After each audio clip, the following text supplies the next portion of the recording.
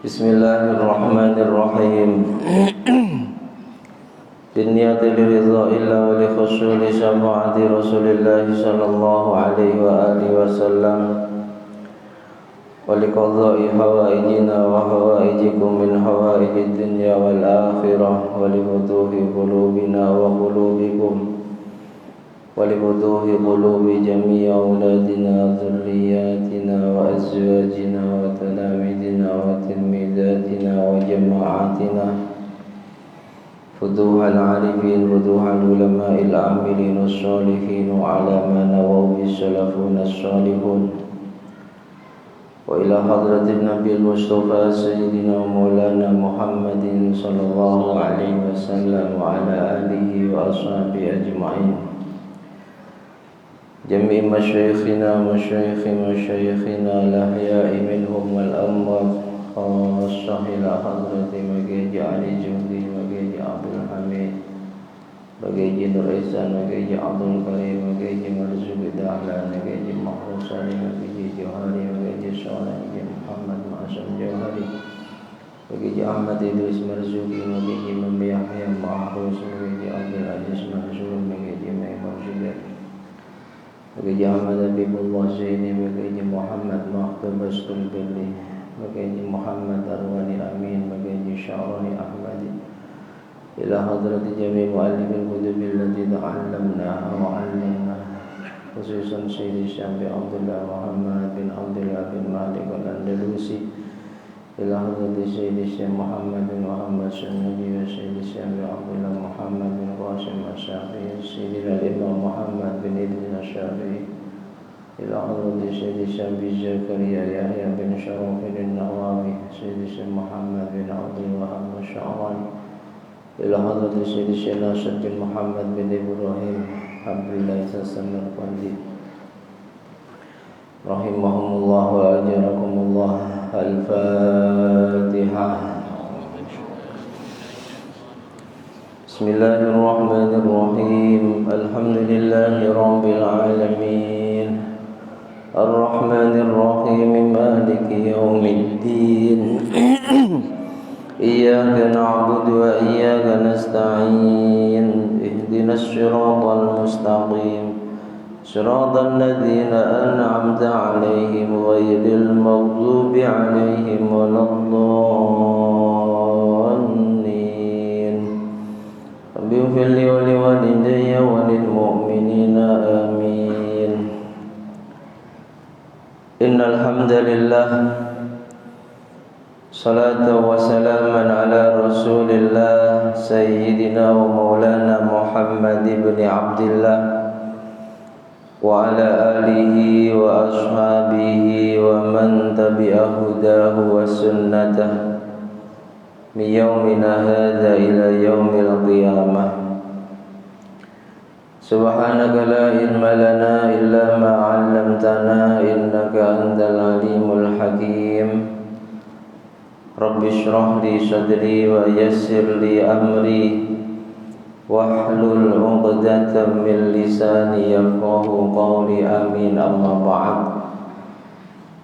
Yang kami hormati dan kami muliakan segenap jajaran pengurus dan Dewan Kemakmuran Masjid Jami' Al-Ikhlas Komplek Aku Tahu Bandar Sri Mas Sungai Panas, bapak-bapak, ibu-ibu, hadirin wal hadirat, jamaah sholat maghrib Masjid Jami' Al-Ikhlas yang juga sangat kami hormati, kami muliakan.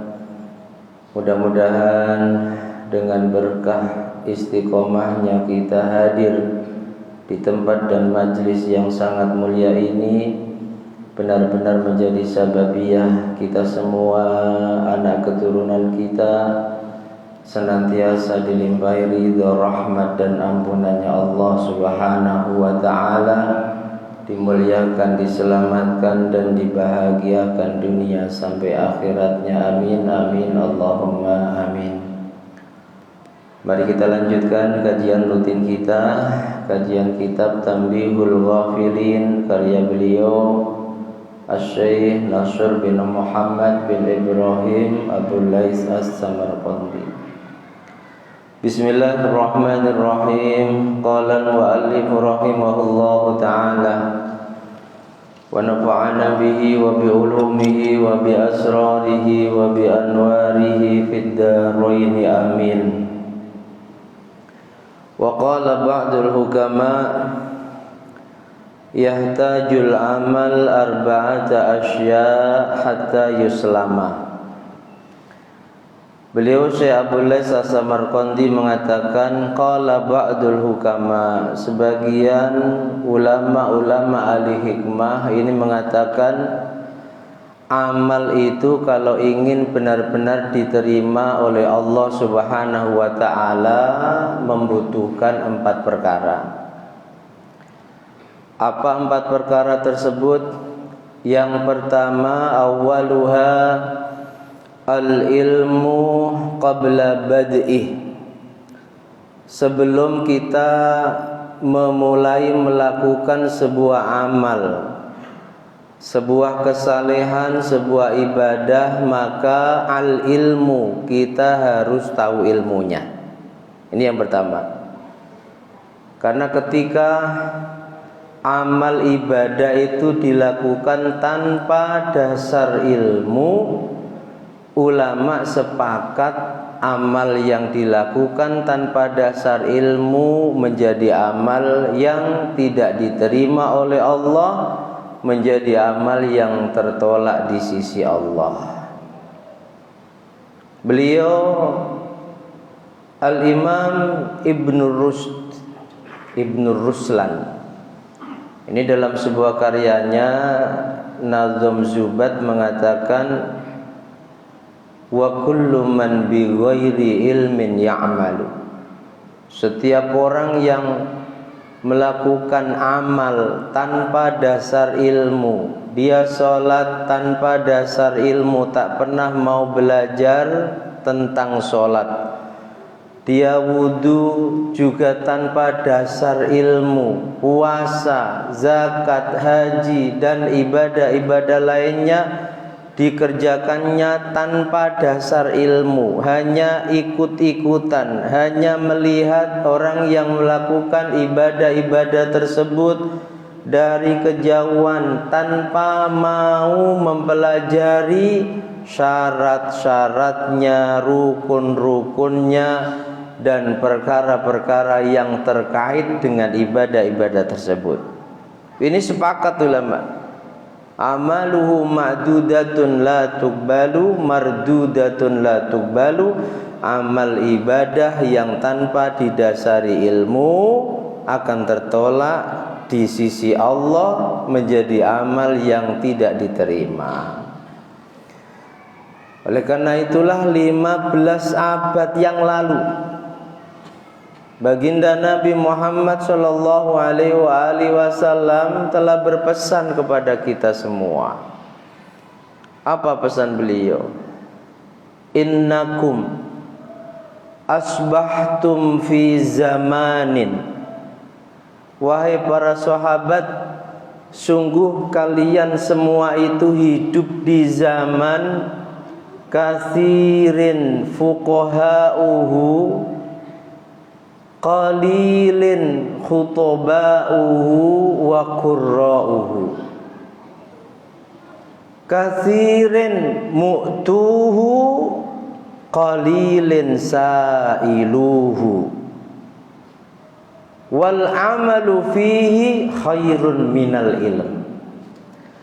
Kalian semua wahai para sahabat hidup di zaman yang kathirin fuqaha'uhu, ahli fikih banyak, orang yang paham tentang syariat agamanya Allah dengan benar banyak. Nabi masih hidup, ada kebingungan tentang akidah, tinggal tanya kepada Nabi. Tak berjumpa Nabi, tanya kepada para sahabat yang hari-hari bersama Nabi. Ada keraguan tentang tata cara wudu, tata cara sholat, tata cara puasa, tinggal bertanya kepada Nabi.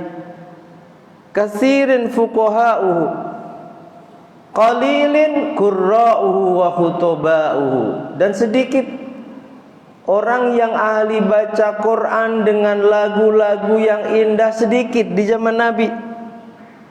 Baca Qurannya biasa, tapi benar. Di zaman akhir ini banyak orang yang karena memprioritaskan lagu baca Quran, akhirnya tajwidnya yang dikalahkan. Qalilin qurra'uhu, sedikit orang yang ahli baca Quran dengan lagu. Wa khutoba'uhu, sedikit orang yang ahli pidato, sedikit. Zaman Nabi masih hidup, para sahabat mau banyak ceramah malu, karena masih ada Rasulullah. Katsirin mu'tuhu, banyak orang yang dermawan. Qalilin sa'iluhu, dan sedikit para peminta. Pesan Nabi di zaman seperti ini, al-amalu fi khairun minal ilm. Amal lebih baik dibanding dengan ilmu. Perbanyak amal, karena bisa dipastikan amal yang dilakukan para sahabat berdasarkan ilmu. Ketika ada keraguan, tinggal jumpai Rasulullah, sang pembawa syariat. Wasayati 'alan nasi, tapi nanti akan datang pada manusia zamanun, zaman yang berbalik 180 derajat. Kalau di zaman Nabi, katsirin fuqaha'uhu, banyak ahli fikihnya, banyak orang yang paham dengan benar syariat agamanya Allah. Sayati 'alan nasi zamanun qalilun fuqaha'uhu, katsirun qurra'uhu wa khutoba'uhu, qalilun mu'tuhu, katsirun sa'iluhu, wal ilmu fihi khairun minal amal. Sedikit yang paham agama, nanti akan ada masa seperti itu, kata Rasulullah. Yang paham agama dengan benar sedikit, tapi yang ahli pidato, yang ahli baca Quran dengan lagu-lagu yang indah banyak. Ahli bicara agama tapi bukan ahli agama banyak.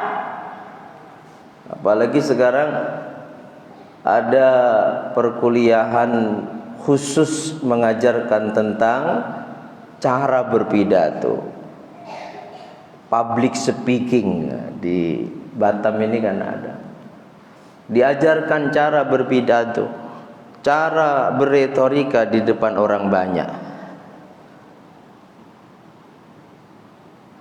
Katsirun sa'iluhu, yang ahli fikih, ahli agama sedikit, yang ahli pidato, ahli baca Quran tapi nggak paham agama banyak, yang dermawan sedikit, dan peminta-mintanya banyak.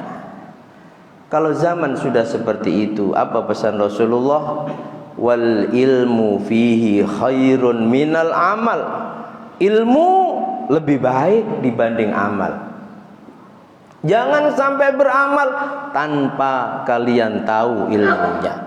Perbanyak belajar ilmu. Mengapa Nabi berpesan demikian? Karena Nabi berharap semua amal ibadah yang dilakukan umatnya ini menjadi amal yang benar-benar diterima oleh Allah, tidak menjadi amal yang sia-sia, bagaikan debu di atas batu yang sangat licin, diterpa angin hilang. Dan jujur sekarang kita sudah berada di zaman itu.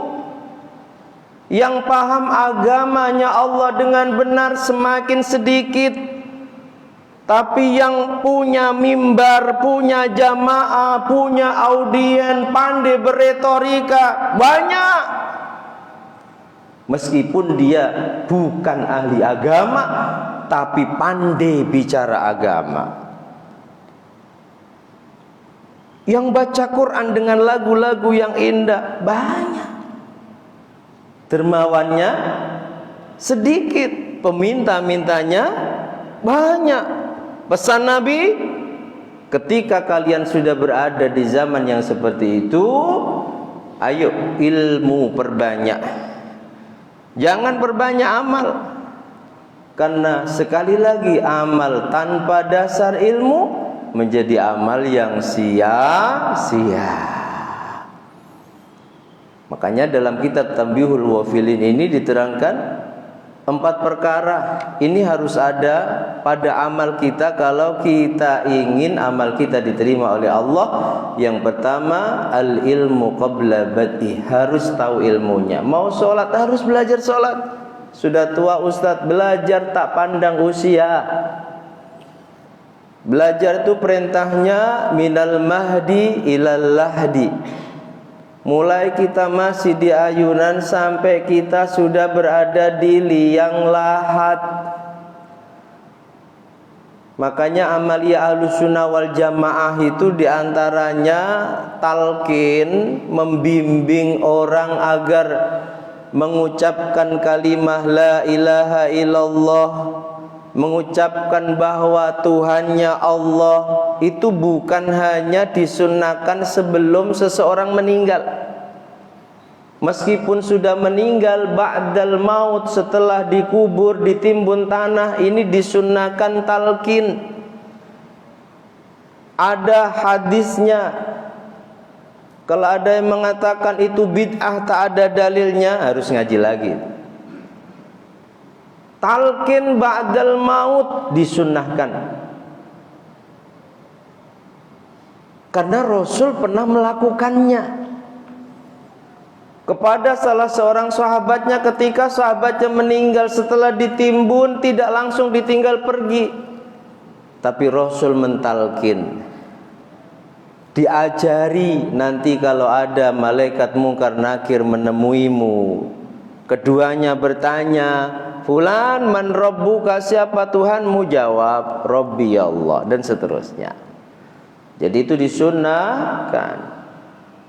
Makanya perintah mencari ilmu itu minal mahdi ilal lahdi, mulai di ayunan sampai sudah berada di liang lahat. Awali amal kita dengan ilmu. Li'annal amala la yasluhu illa bil ilmi. Karena amal itu tidak akan diterima, tidak akan benar kecuali dengan ilmu. Idza kana al-amalu bi ghairi ilmin, kalau amal dilakukan tanpa dasar ilmu, kana ma yufsiduhu aktsara mimma yuslihuhu, maka kerusakannya akan lebih besar dibanding kebaikannya. Akan menjadi orang sombong. Kalau tanpa dasar ilmu dia merasa ilmu amalnya pasti diterima dan tidak lagi mau belajar. Kebaikannya ya dia hanya melakukan perintahnya Allah, tapi karena tanpa dasar ilmu menjadi amal yang sia-sia. Wasani, yang kedua, an-niyatu fi mabda'ihi. Amal harus diawali dengan niat. Ibadah ini harus ada niat. Ibadah itu secara garis besar terbagi menjadi 2. Ada ibadah mahdhah, ibadah antara kita dengan Allah. Contoh sholat, zakat, puasa, haji, dan seterusnya. Ada ibadah ghairu mahdhah, ibadah yang tidak murni antara kita dengan Allah. Ibadah yang sekilas seperti amal dunia, tapi ketika benar niat kita menjadi amal akhirat. Punya tetangga gentengnya bocor, lalu kita membantu memasang genteng. Ini ibadah ghairu mahdhah. Ibadah yang mahdhah itu terbagi menjadi 2 lagi. Ada mahdhah muqayyad, ibadah murni yang juklak juknisnya jelas dari Allah. Sholat tata cara sholat ini juklak juknisnya jelas dari Allah dan Rasulnya. Tak boleh tiba-tiba kita sholat menghadap ke selain kiblah, nggak boleh. Ini namanya ibadah mahdhah muqayyad. Ada ibadah mahdhah yang ghairu muqayyad, ibadah murni antara kita dengan Allah yang juklak juknisnya tidak jelas. Apa contohnya? Baca Quran, apalagi zikir. Ini tidak ada petunjuk teknis dan pelaksanaan dari Allah maupun Rasulnya. Baca Quran, satu kali duduk harus sekian ayat, menghadapnya ke kiblat, gak ada. Zikir juga gak ada. Sehingga ketika seseorang membaca Al-Quran, kapanpun, dimanapun, berapa ayat pun, dia tetap sedang melakukan ibadah membaca Al-Quran. Sehingga orang yang paham tentang ilmu ini tidak akan pernah mempermasalahkan orang baca surah Yasin di malam Jumat. Tidak akan dipermasalahkan. Orang baca Yasin 3 kali habis maghrib di malam nisfu Sya'ban, tidak pernah dimasalahkan. Sebab apa? Sebab membaca Al-Quran ini tergolong ibadah mahdhah ghairu muqayyad, ibadah murni antara seorang hamba kepada Allah, tetapi tidak ada petunjuk teknis dan pelaksanaan yang jelas dari Allah. Sehingga mau baca Yasin di malam Jumat, mau baca Kahfi di hari Jumat, mau baca Yasin di malam selain Jumat, Kahfi di selain hari Jumat, tetap itu membaca Al-Quran yang berpahala di sisi Allah. Beda dengan puasa. Ada petunjuk teknis dan pelaksanaan dari syariat yang jelas. Puasa harus di bulan Ramadan, tak boleh kita melakukan puasa wajib di selain Ramadan. Puasa harus diawali dari fajar, tak boleh kemudian yang penting puasa diawali dari terbitnya matahari sampai asar, gak boleh. Sebab puasa, zakat, sholat, umroh, haji, ini ibadah mahdhah murni antara hamba dengan Tuhannya, dan muqayyad, juklak juknisnya jelas. Paham? Tapi kalau zikir kapanpun, dimanapun, asal tidak di tempat yang diharamkan zikir. Di mana? Di dalam WC, terlebih saat mohon maaf jongkok dan mengeluarkan kotoran. Itu yang ulama semua sepakat haram. Tapi kalau di dalam WC dia tidak sedang jongkok mengeluarkan kotoran, entah air kecil maupun air besar, dikhilafkan di antara ulama. Yang penting tidak diucapkan dengan lesan. Sebagian ulama memperbolehkan. Zikir ibadah mahdhah ghairu muqayyad, tidak ada petunjuk dan pelaksanaannya yang jelas. Sehingga kapanpun kita zikir, habis sholat kita zikir, sendirian maupun berjamaah, tetap kita sedang berzikir, dan itu adalah diperintahkan oleh Allah. Amal kita ingin diterima oleh Allah. Yang kedua, an-niyah fi mabda'i, harus ada niat. Terkhusus ibadah mahdhah, yang ulama menyepakati ibadah mahdhah seperti sholat, puasa, zakat, haji, umroh, harus dengan niat. Harus dengan, kalau tidak dengan niat maka tidak sah dalam pandangan syariat ibadah yang dilakukannya. Berdasarkan sebuah hadis, innamal a'malu binniyat, sesungguhnya sah dan tidaknya amal ibadah, yang dimaksud di sini amal ibadah mahdhah, murni antara kita dengan Allah, bukan ghairu mahdhah. Ghairu mahdhah itu ibadah sosial. Ada duri di tengah jalan, kita ambil sebab khawatir nanti kalau ada yang lewat tercelakai sebab duri yang kecil itu. Ini ibadah sosial. Kalau betul niat kita karena Allah, khawatir ada yang terkena bahaya sebab duri itu, maka kita melakukan ibadah yang berpahala di sisi Allah. Innamal a'malu binniyat, sungguh sah dan tidaknya amal tergantung pada niatnya. Walikulli imri'in ma nawa, dan setiap seseorang akan mendapatkan sesuatu sesuai dengan niatnya. Ini ada cerita, ini disampaikan oleh Rasul ketika Rasul mendapatkan perintah dari Allah agar hijrah ke Madinah. Rasul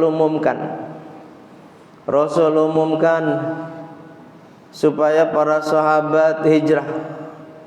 Para sahabat ketika menerima pengumuman Rasulullah yang memang sebenarnya sudah sangat lama, mereka ingin segera hijrah sebab sudah tidak betah di Makkah. Begitu diintimidasi oleh kufaru Makkah, hidupnya dalam kekhawatiran dan ketakutan, ibadah tidak berani terang-terangan, terlebih setelah meninggal dunianya pamanda tercinta Rasulullah, Abu Thalib bin Abdul Muttalib. Kafir Makkah, orang-orang kafir Quraisy tidak ada yang disungkani lagi, sehingga banyak yang melakukan kekerasan fisik kepada para pengikut Rasulullah. Mereka sudah ingin hijrah, tapi Rasulullah tetap menunggu komando dan perintah dari Allah. Dan ketika turun ayat agar hijrah, Rasul mengajak para sahabat untuk hijrah ke Madinah. Dari sekian sahabat yang ikut hijrah, itu niatnya macam-macam. Ada yang niatnya ingin bisnis di Madinah, berdagang di Madinah. Sebab waktu itu kota Madinah adalah kota yang sudah sangat sukses, tempat perdagangan. Orang-orang yang punya jiwa bisnis, Rasul mengumumkan hijrah ke Madinah, niatnya ingin bisnis, ingin usaha, ingin dagang, mendapatkan harta. Ada yang niatnya yang belum nikah atau sudah menikah pengen tambah istri, ingin mendapatkan wanita-wanita Madinah yang terkenal kecantikannya. Ada yang niatnya murni karena Allah dan Rasulnya. Makanya di akhir hadis itu Nabi katakan, wa innama likulli imri'in ma nawa, sungguh seseorang itu akan mendapatkan sesuatu sesuai dengan niatnya. Yang niat hijrah ke Madinah ingin harta, dapat harta dia. Yang niatnya hijrah ke Madinah ingin wanita-wanita Madinah, dia akan bisa menikahinya. Terlebih sahabat Ansor, subhanallah, luar biasa menghormati dan memuliakannya sahabat Muhajirin, sahabat yang dari Makkah. Sampai diceritakan oleh para mu'arrikh, banyak sahabat Ansor yang ketika menerima kedatangan sahabat Muhajiri yang hijrah dari Makkah ke Madinah, yang punya istri dua, itu ditawarkan satunya, silakan kamu pilih istriku yang mana biar aku ceraikan. Yang punya rumah banyak ditawarkan, kamu pingin rumahku yang mana, silakan tinggali. Subhanallah. Itu cintanya sahabat Ansor kepada sahabat Muhajirin. Wa innama likulli imri'in ma nawa, seseorang akan mendapatkan sesuatu sesuai dengan apa yang diniatkannya. Puasa, sholat, haji, zakat harus dengan niat. Di mana niat antara ibadah satu dengan lainnya, Pak, Bu, ini beda tata caranya. Beda tata caranya. Contoh masalah niat puasa. Niat puasa itu antara puasa wajib dan puasa sunnah beda. Puasa wajib harus diinapkan di malam hari. Tapi kalau puasa sunnah, yang penting belum duhur dan mulai terbit fajar belum melakukan hal-hal yang membatalkan puasa.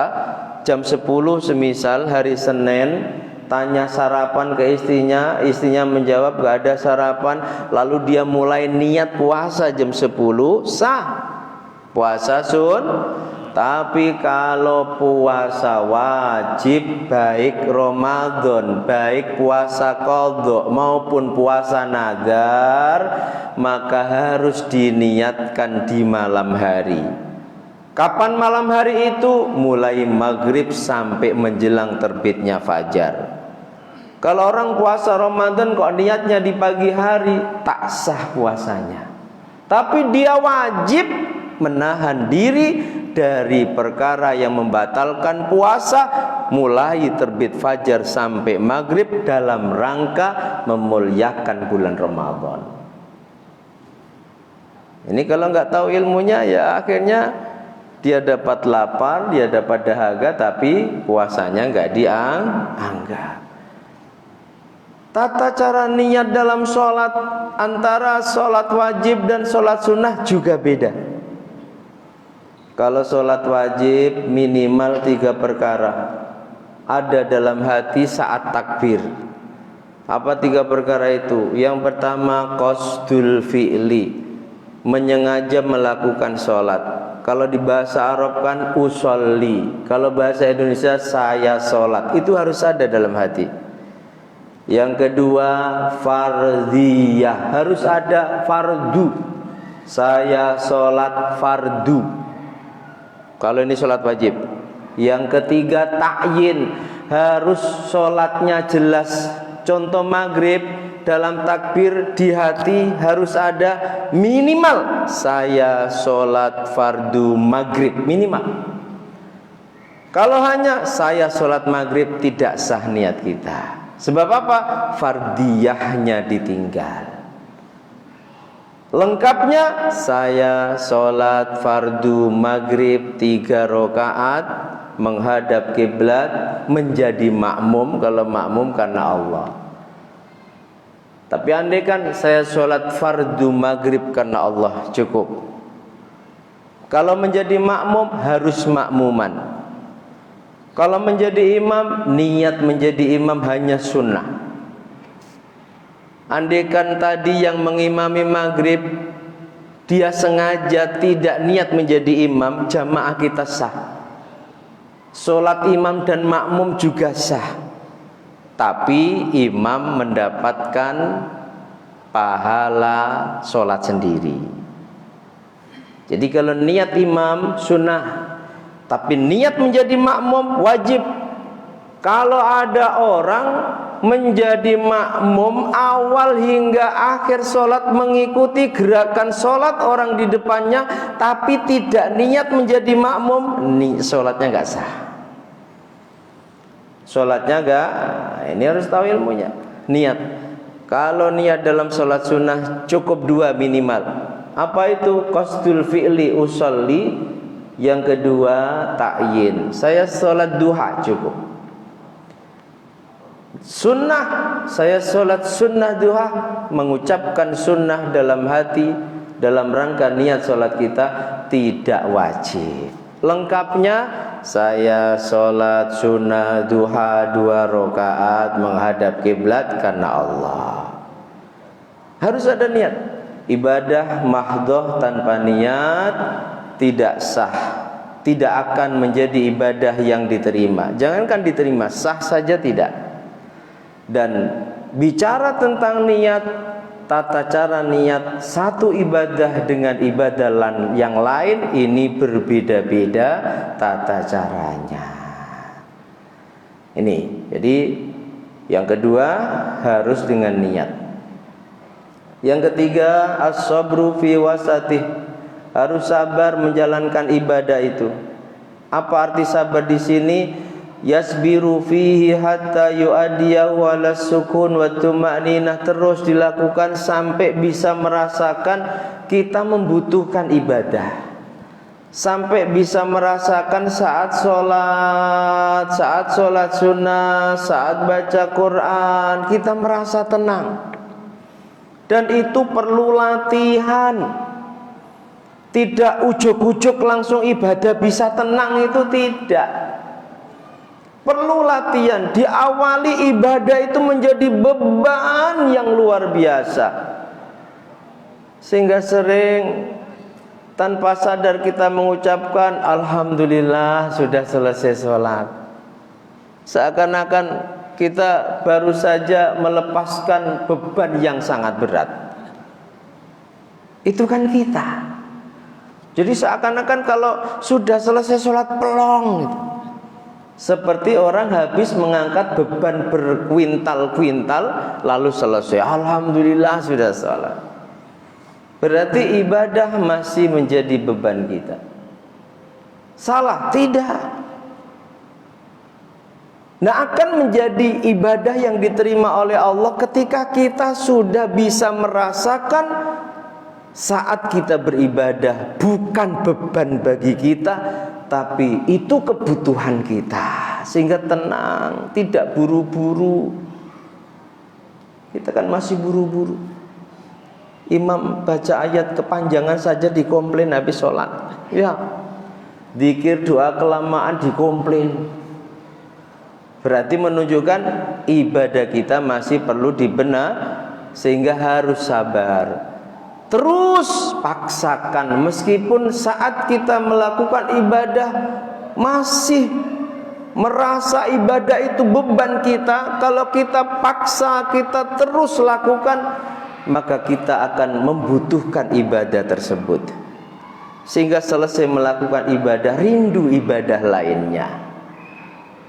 Nah, itu pasti diterima kalau bisa sabar di tengah-tengah melakukan ibadah, dalam pengertian saat kita melakukan ibadah apapun, sungguh kita melakukannya dengan tenang, dengan nikmat, bahkan kita selalu rindu untuk bisa melakukannya.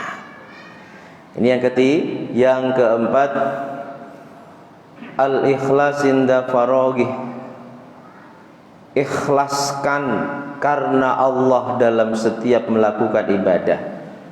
Karena tanpa ikhlas ibadah kita tidak akan diterima oleh Allah, dan Allah hanya menerima ibadah dari hambanya yang dilakukan khalisan, ikhlas, murni karena Allah. Ibarat ibadah kita ini makanan, hidangan, hanya kita suguhkan kepada Allah. Ini 4 perkara yang harus kita jaga dalam melakukan ibadah apapun agar diterima oleh Allah. Kita ulangi, yang pertama harus tahu ilmunya. Ini syarat. Kalau belum tahu, belajar. Sudah tua, tak ada batas usia orang belajar itu. Banyak ulama-ulama hebat yang terbuka hatinya mau belajar, umurnya sudah udzur, tapi karena begitu kuat kemauannya belajar, maka Allah kasih futuh hati dan pikirannya sehingga menjadi ulama-ulama yang hebat. Jangan merasa punya anak cucu padahal jujur memang belum tahu tentang syarat rukunnya sholat, gak mau belajar. Yang pertama harus dasari dengan ilmu. Yang kedua harus ada niat, karena sah dan tidaknya ibadah tergantung pada niat, terkhusus ibadah mahdhah. Yang ketiga sabar. Sabar, paksa. Meskipun beban ibadah yang kita lakukan, terus paksa sampai kita mencapai satu titik, ibadah itu kebutuhan kita, bukan lagi beban kita, sehingga kita membutuhkannya. Kita merindukannya. Selesai melakukan ibadah satu, pingin ibadah yang lainnya. Yang keempat, ikhlas karena Allah Subhanahu wa ta'ala. Sampai ada sebuah riwayat Imam Harun bin Hayyan itu mengatakan, ma aqbala abdun biqalbihi. Makanya kita ibadah itu jangan hanya dohirnya saja, fasih bacaan kita, tapi hati kita tidak menghadap Allah. Karena itu akan mempengaruhi kualitas ibadah kita. Dikatakan oleh beliau Imam Harun bin Hayyan sebuah riwayat, ma aqbala abdun biqalbihi, tidak melakukan sebuah ibadah seorang hamba itu dengan hatinya, ilallah, hatinya menghadap Allah, illa aqbalallahu ta'ala biqulubi ahlil iman ilaihi, kecuali Allah akan menghadapkan hati orang-orang yang beriman kepadanya, hatta yarzuqahu mawaddatahum wa rahmatahum, sehingga semua orang yang beriman akan menyayanginya dan akan mencintainya. Kalau kita ingin dicintai, hati-hati orang yang beriman semua mencintai, menyayangi kita, tidak ada rasa benci dan murka, maka lewat riwayat ini caranya setiap kita melakukan ibadah kepada Allah, hadapkan hati kita kepada Allah. Bukan hanya bagusnya gerakan sholat kita, tapi hati kita kosong. Ini ilmu pelet Islami. Tak perlu pasang susuk ke paranormal, cukup ibadah, hadapkan hati kita kepada Allah. Bukan hanya memperbaiki kalau Quran, bacaan Quran kefasihannya saja, tapi hati ikut menghadap Allah. Sholat juga bukan hanya bagusnya gerakan tubuh kita saja, tapi hati hadapkan kepada Allah, maka Allah akan hadapkan semua hati orang-orang yang beriman kepada kita, dalam pengertian mereka semua akan mencintai dan menyayangi kita.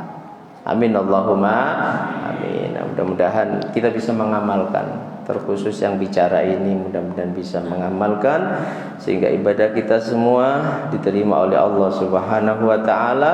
Dan saat menghadap atau beribadah kepada Allah, benar-benar dohir batin kita beribadah dan menghadap kepadanya, sehingga hati orang-orang beriman pun akan dihadapkan pada kita. Amin amin Allahumma amin. Demikian, semoga bermanfaat. Wallahu a'lam bishawab. Al-Fatihah.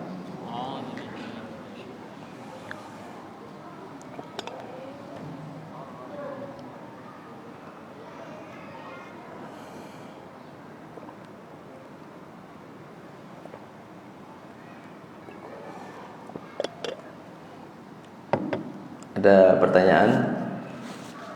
Silakan. Berapa menit lagi?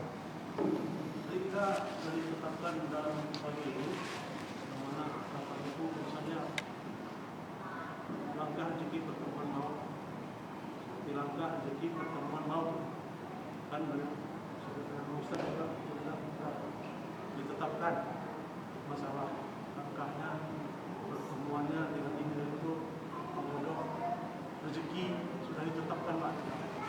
Nah, kenapa kita lagi sholat imam Pak? Mengucapkan kubur, sholat tahajud, mengucapkan kubur. Jadi saya menjelaskan Pak. Berapa menit lagi? 5 menit. Singkat, nanti kalau perlu kita panjang lebarkan pada pertemuan berikutnya. Ada istilah qadha, ada istilah qadar. Qadha itu ketentuan Allah yang Allah tetapkan jauh sebelum Allah ciptakan alam semesta ini, di zaman azali untuk seluruh makhluk ciptaannya. Ketentuannya Allah ditulis di Lauh Mahfuz sebelum Allah ciptakan bumi dan langit. Si fulan nanti lahirnya begini, kemudian masa kecilnya begini, dewasanya begini, rizkinya begini. Itu sudah Allah tulis dengan sangat rapi di Lauh Mahfuz jauh sebelum Allah ciptakan alam semesta. Apakah yang ditulis Allah itu nanti sesuai dengan tulisannya apa berubah? Itu tergantung kepada hambanya. Paham? Tergantung kepada semisal si fulan di qadha-nya itu dia miskin, dia bodoh, dia apes. Tapi karena dia ikhtiar dohirnya sungguh-sungguh, kemudian ikhtiar batinnya doa juga sungguh-sungguh.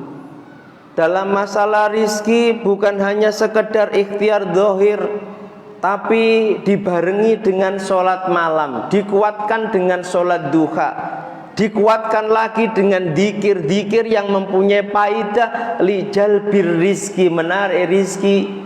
Maka apa yang menjadi qadha dia itu akan Allah rubah sesuai dengan ikhtiar dan permintaannya.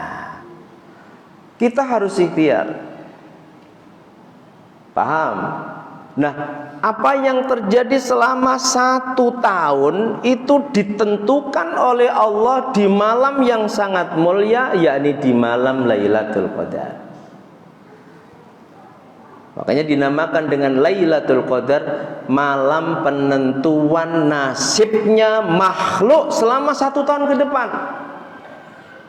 Sehingga orang yang berdoa bertepatan dengan malam itu, dan mungkin qadha-nya di zaman azali 1 tahun itu dia apes, dia kena penyakit, rizkinya sempit, tapi dia berdoa agar dia dikasih kesehatan, kecerdasan, lapang luas rizki. Allah rubah di malam itu. 1 tahun berikutnya apa yang tertulis di qadha-nya itu realisasinya sesuai dengan permintaannya.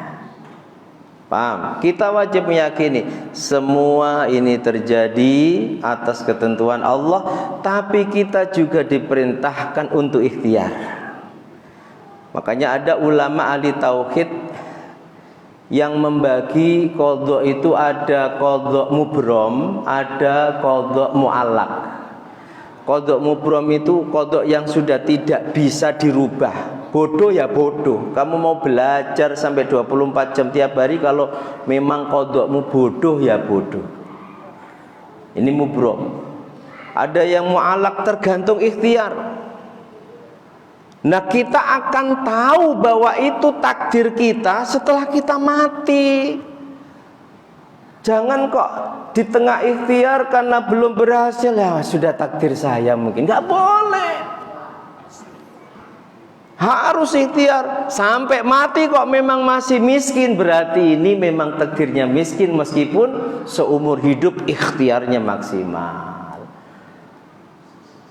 Yang kedua, memandang bahwa qadha nggak ada mu'allaq, semua mubrom. Tapi nyatanya ada yang nggak sesuai dengan qadha. Ya di qadha-nya sana tulisannya begitu. Di qadha-nya itu tulisannya si fulan itu takdirnya mestinya miskin, tapi karena dia ikhtiar dohirnya maksimal, batinnya maksimal, akhirnya dirubah menjadi kaya. Sehingga semua qadha itu mubrom. Tulisannya di sana ya begitu prosesnya. Paham? Ya, jadi perintah duha jalankan. Kan sudah tertulis, sebab ikhtiar kita itulah Allah akan merubah apa yang telah tertulis di Lauh Mahfuz sejak zaman azali. Dan ingat, rukun iman yang keenam, kita harus mengimani ketentuan Allah untuk makhluknya itu ada yang baik, ada yang buruk. Jangan yang diimani dari Allah itu yang baik saja. Kalau dikasih yang buruk, itu dia nggak begitu percaya bahwa itu juga dari Allah. Makanya sering kita dikritik oleh ulama ahli tauhid. Jujur, banyak orang yang mengaku beriman, rukun imannya hanya 5. Rukun iman yang keenam itu yang diimani yang baik-baik saja. Kalau sedang dikasih sakit, sedang dikasih banyak utang, itu seakan-akan dia itu lupa bahwa itu juga dari Allah untuknya. Yang kita hanya diwajibkan ikhtiar. Dan kita akan tahu tentang takdir kita sekali lagi ketika kita sudah meninggal. Jangan di tengah usaha kalau karena belum dikasih keberhasilan lalu mungkin sudah takdirku. Ini nggak boleh. Kalau sudah mati baru tahu, oh memang takdirmu itu seperti itu. Kalau masih hidup kita wajib ikhtiar. Innallaha la yughayyiru ma biqaumin hatta yughayyiru ma bi anfusihim. Sungguh Allah tidak akan merubah nasib satu kaum sampai mereka berusaha merubahnya sendiri. Demikian, semoga bermanfaat. Ada kurang dan lebihnya mohon maaf. Subhanakallahumma wa bihamdika asyhadu an la ilaha illa anta astaghfiruka wa atubu ilaik. Wal 'afu minkum. Assalamualaikum warahmatullahi wabarakatuh.